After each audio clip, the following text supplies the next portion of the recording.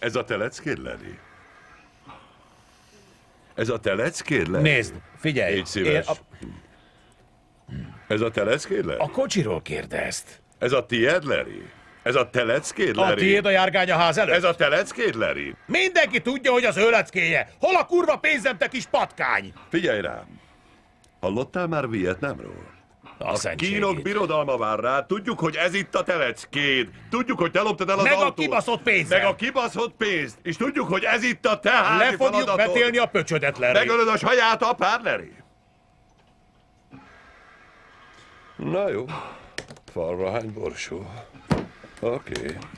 Jöhet a B-terv. Ajánlatos lenne, ha kinéznél az ablakon. Fiam, így jársz, ha ki akarsz kurni egy idegennel! Nem tud beszélni. Kis mocsak. Hülyének néz. Walter! Mit akarsz csinálni? Mire készülsz? Látod ezt, Larry? Látod, mi lesz? Látod, mi történik, Larry? Oh, yeah. Látod, mi lesz? Így jársz, ha ki akarsz baszni egy idegennel, Larry!